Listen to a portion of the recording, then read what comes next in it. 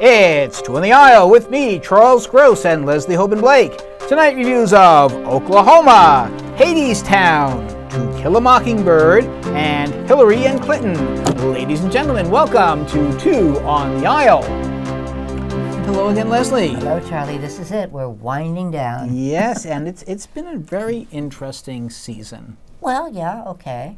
To say the least. The first of our show, this is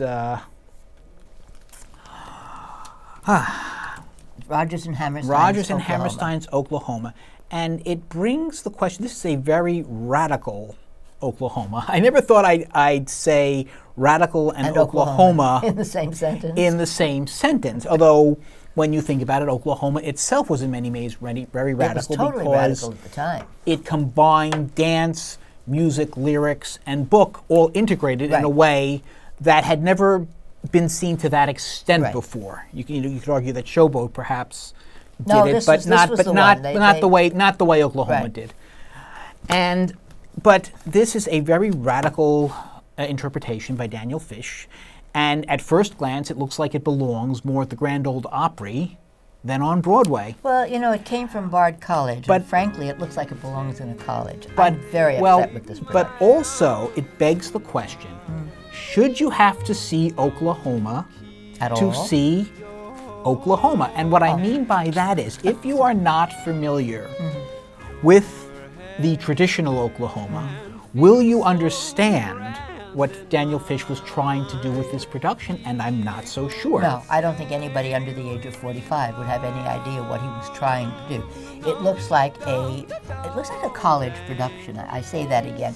It looks like a thesis, like you have to graduate from directing class. What can I do? How can I break this apart and make it something else and make it mine? Which you do with Shakespeare all the time. True. One doesn't expect that in a Rodgers and Hammerstein musical. It would be as if you set Cinderella on the Lower East Side, and she was a junkie.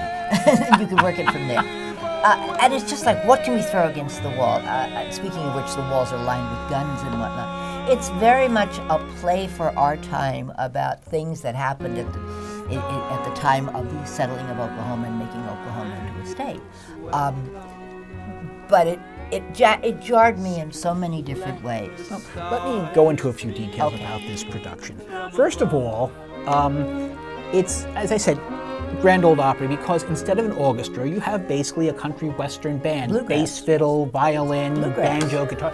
And the score, I have to say, adapts itself beautifully. Good music adapts to anything. Yeah. I mean, I miss having the overture. They take that out, but it really works very nicely. I miss having a Curly who comes out and sings. I mean, here he comes out with a guitar. Well, he comes out with a guitar and he sings. And he Well, and it works, but you scratch your head at a lot of things. First and foremost, we saw it. The Dream Ballet. Well, the Dream Ballet. Now, you were there with a friend of yours who had never seen, who was not familiar, and she said, "What is it all about?" What was that? Now, anyone who would see a traditional Oklahoma would know what the Dream Ballet is about. Very quickly, Oklahoma is the story of Curly and Lori, and Curly's a cowboy, Lori's a farm girl. They love each other. They won't admit it.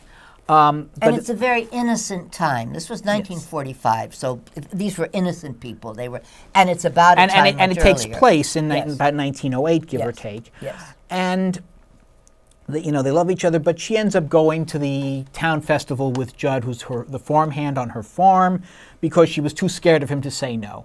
And the Dream Ballet basically expands on these fears and reveals, how she her feelings for Curly. And there is an underlying sexuality in the ballet, but not in and it was in the original as well, the Agnes de Mille ballet. Yes. But it was not ever in the character. She was not allowed to have those feelings.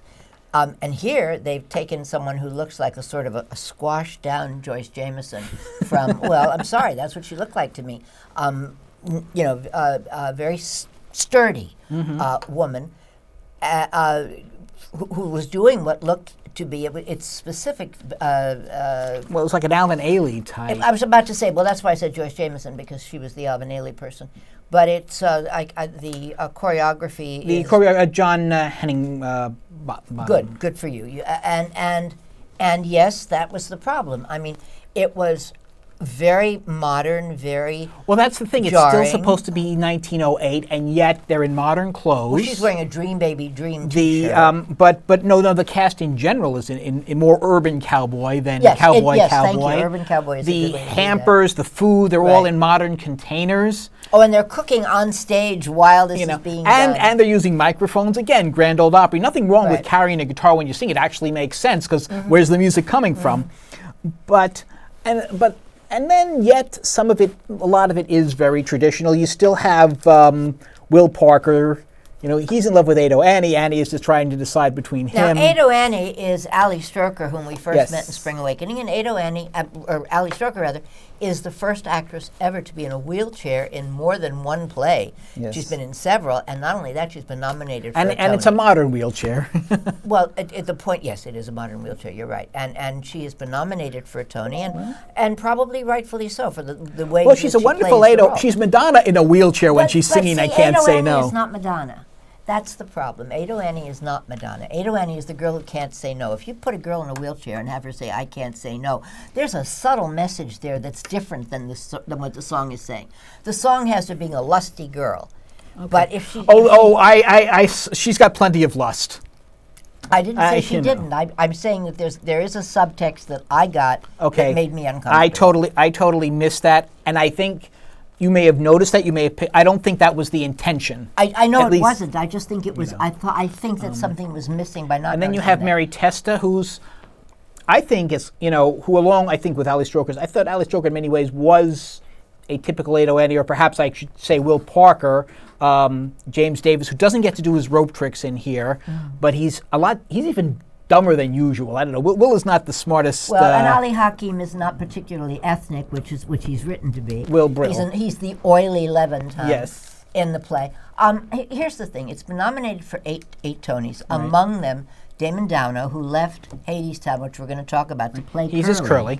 And More like Hank Williams Sr., I think, than Alfred Drake. Okay, that's not More country western than country Broadway. western. But Rebecca Naomi Jones, who plays Laurie, did not get nominated, although the drama desk. She's a very nominated her. mean Laurie. She's like the little girl downtown who stood there saying no, down in Wall Street. She's not a frail little girl. She's a girl. She's a woman. Well, no, but she's supposed to be a girl, and she's supposed to be a girl who doesn't know anything about love, and so they're playing against each other. Yeah, but she's very mean at first. I have to say, if I were Curly, I think I would have hopped in the surrey with the fringe on top and just gone away. Right. But maybe it has something to do with the dancing she does during the "People Will Say We're in Love." It's not like anyone loses their clothes or anything, and it's not overly erotic, but it's very sexy. Well, and you don't see that with Laurie. Daniel Fish got nominated, and I don't believe he should have been. Mm-hmm. I think it's a college production. And I do have to say a word about the ending. Well, what do you have to say? Well, about they the changed the whole tone of it. Well, we're not going to give it away, so there's no point in there's- talking about it. You I can would say s- they changed the tone. I but would you can't say more than it's a that. lot more bloody and it's a lot more downbeat, and Well, certainly you're not going Judd to see dies anyway. I mean, he's going to die one way or the other. but it's how he dies and the circumstances. I didn't find it any more downbeat than the normal I did. downbeat. I No, did. no, no. Oh, I absolutely So what did. would you give it? All in all, I think I'd give it 3.5, maybe even 3.75. Again, there are things that I change, but I think the basic idea of a country western Oklahoma is You good. think it has merit? But again, you have to have a better Dream Ballet, and I would have stick closer to the original ending. Well, I would have stuck closer to a lot of things. The idea is, it says very clearly, Rogers and Hammerstein's Oklahoma, and it should have said Daniel Fish's Oklahoma, and then I wouldn't have had the same problem. Well, I would give it. You Yes, gave it please do. 3.5. You said. Mm-hmm. I would give it 2.5. You know what? All I'll say is people who are familiar with Oklahoma and see this production will say, wow, I never knew it could be like that. Yeah. But people who see this production We'll never think of it any other way, no, unfortunately. and then see a traditional Oklahoma will also say, wow, I never knew it could be like that. Reckon.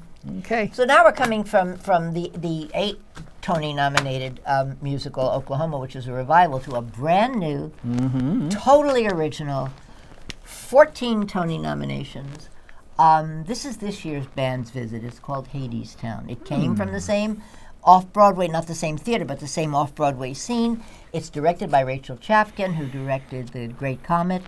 And it is, I think, one of the most brilliant pieces of stage work that I've ever seen. And I say that I've seen a lot. And I say it because, first of all, it's the vision of one particular person who wrote the book, the lyrics, and the music, and it's all of a piece. Her name is Anais Mitchell. She's obviously an indie singer, and I don't know her, but I certainly want to know more about her. It came with a different cast. I won't go into what I saw because they changed more than just the cast. They changed a lot of the Well, so tell us what you saw on Broadway. What they did, it's a mashup. It's a mashup of the Persephone and Hades legend, where Persephone is kidnapped by Hades, the demon from hell, who takes her down to Hades. Well, he's the god of hell. Yes, and she stays down there for half a year. That's when the world is dark and cold. And the other half is the Orpheus and Eurydice legend. Yes. So it's two Greek legends all mashed up together, and you have Hermes telling the story. He's a narrator, and Hermes is played by the divine Andre de Shields, who was not in the original. Well, this is his specialty, you know. This is his. He was the whiz. He was the greatest creator in just so stories. He was. You need magic people. I'm surprised no one's asked him to play the genie in Aladdin. I love him, and he gets to use an umbrella because they said it in a New Orleans kind of jazz setting, which is perfect since there are funerals involved, and it has that kind of street funeral thing. Reeve Carney, whom we saw as Spider-Man, plays Orpheus. Eva Nobleza, whom I did, Noblezada. Now, Orpheus has a girlfriend. He loses her to Hades. He goes and tries to get her back. Yeah, that's the Orpheus. And then he blows it at the last minute. Yes. Because he really loves her, and that's why that happens. But Hades gives him a chance. Hades, played by Patrick Page. Yes. Amber Gray is Persephone. These are people have all been nominated. Everybody except for Reeve Carney have been nominated. It is brilliantly done, and also Rachel Hauk, the stage designer. This is a stage set that just leaves the stage. It just rises like a spaceship, and it's. I was totally overwhelmed by this play. I was overwhelmed, but not quite in the way you were. If you want to go on an emotional roller coaster, see Tootsie one night, and then see this the next night, because that's going from one extreme to the other, which I did. And I will say I had a very.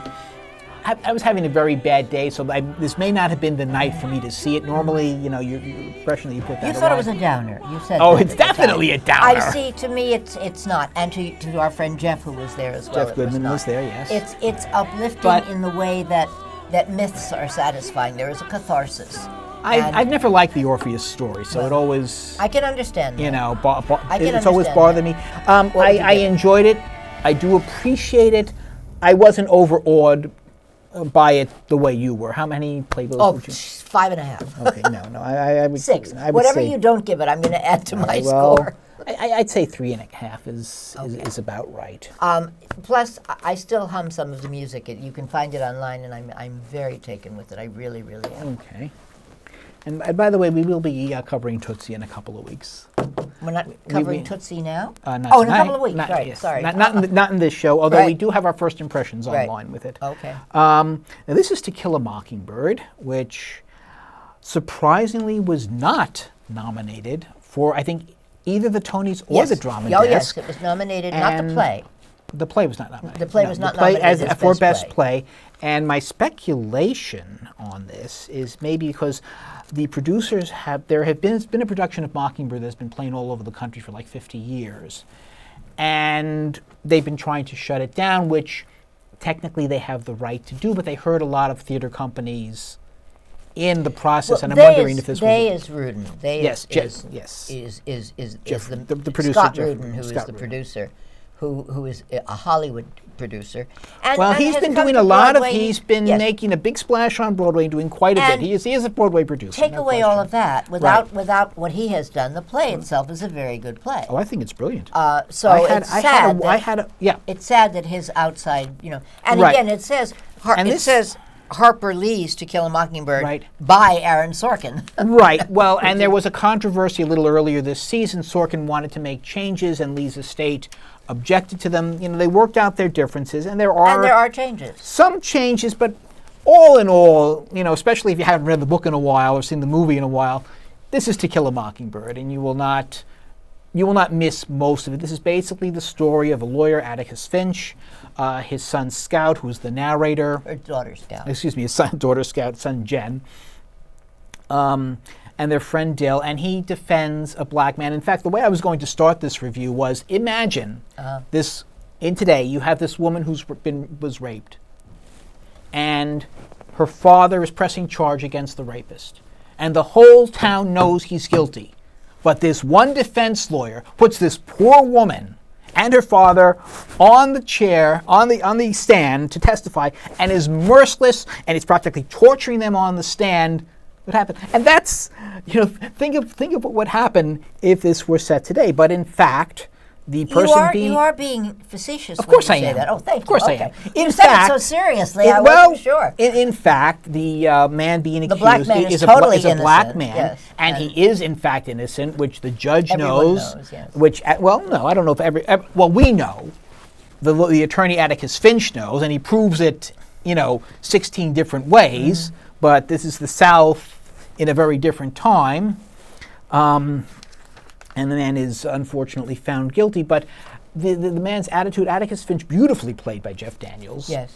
Here, he basically he has this assumption that there is good in everybody, even though there is a lot of evidence to the contrary.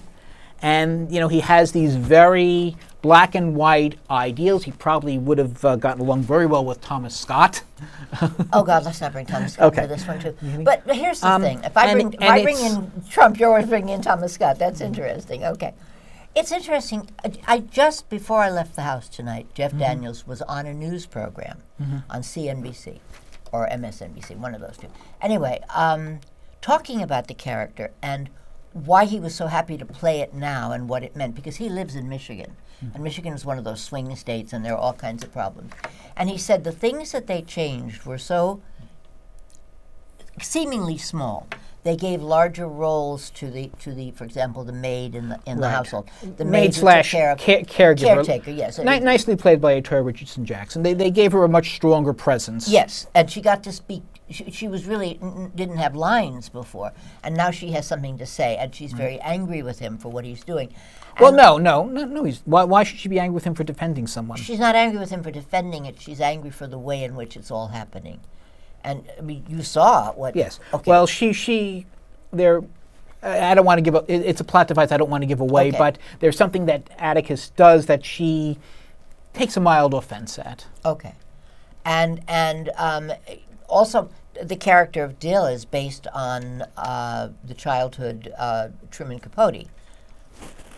You did not know that? I did not know that. Yes. Well, that's because I know he was beautifully played by Gideon Glick. Who's up for a Tony the children, by the way, are played by adults. Scout is Celia Keenan-Bodger, right. and she's also been nominated for a Tony. And deservedly so, and, yes. and Jen is Will and Drama Desk Pullman. Awards as well. Okay, I think Gideon Glick was, well, I'm not sure if he was nominated for a Tony or a Drama Desk, but one or both. But what's interesting is that you did not know that is because in Member of the Wedding, if you flip them over, that's Truman Capote as the little boy with the girl in Member of the Wedding. You know, he knew a lot of people down Apparently. and, anyway, so but he was of course her friend, and if you went to see In Cold Blood, you know about the fact that she was with him on that trip, she being Harper Lee. Right. So anyway, he would come down in the summertime.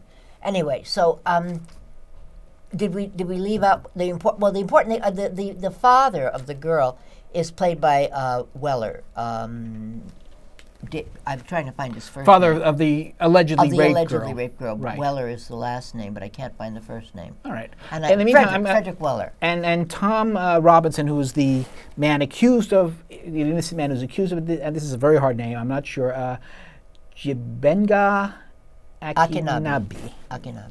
Yes. Again, it's a really strong, beautifully done production. Gorgeous set design. Yeah. Gorgeous. And an interesting trend that I've been noticing, music, but played by live musicians on stage. Music played by Adam Gettle, and in composed by Adam Gettle. By Adam Gettle. But and in another play, we're going to talk about music by Yes. Philip Glass. Well, yes, we this is contemporary composers of some note. right, played. and the musicians on stage, which in some ways makes the music Yes. more live than in some musicals where they Yes. stick the band down in the basement. And it's a wonderful trend. And Bartlett Sher, the Who directed this? director of My Fair Lady and, Yes. and all these wonderful musicals.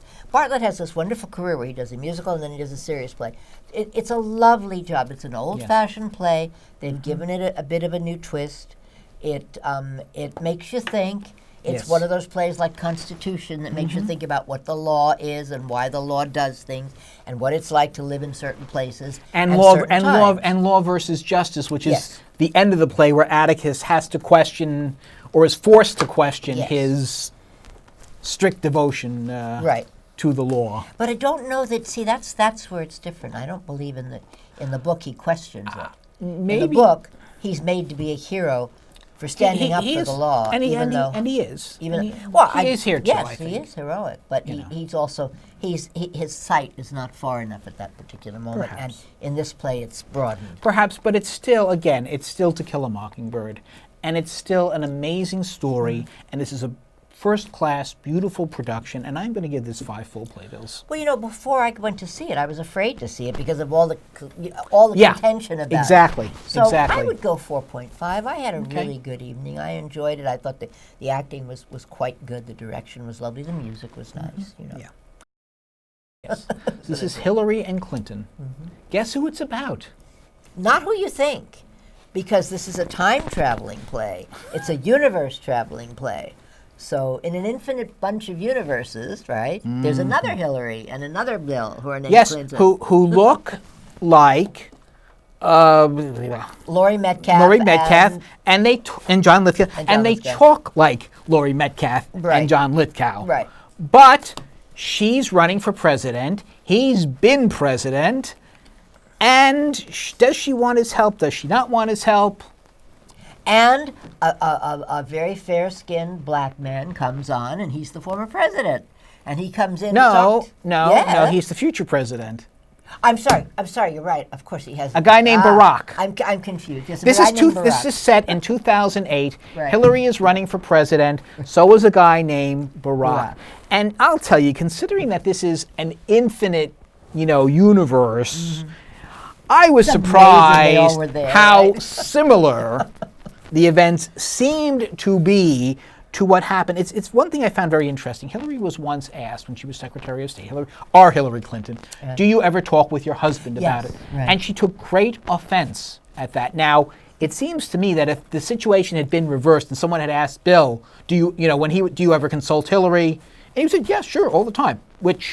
So it's I think it says a lot about the character, and I think it says a lot about why the events in this play unfold the way they do. Well, it's interesting.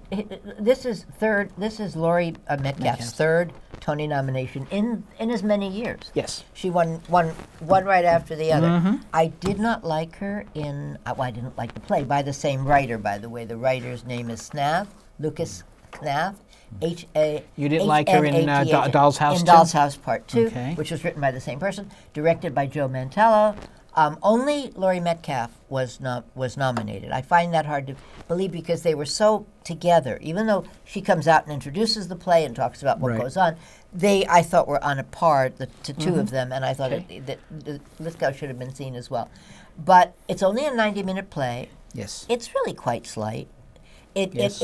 has philosophical tendencies, but they don't really go anywhere. I was underwhelmed by it, but I enjoyed it. Yeah, Let's put it that's that pretty much how I feel about it.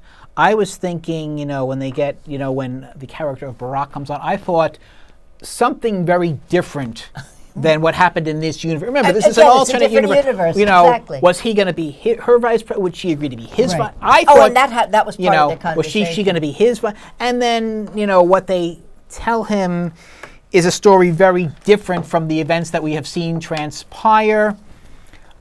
which, I don't know, seemed like pretty typical Clinton to me, so. Well, it's interesting. That would have been interesting to see something different happen. Yes. That would have been interesting.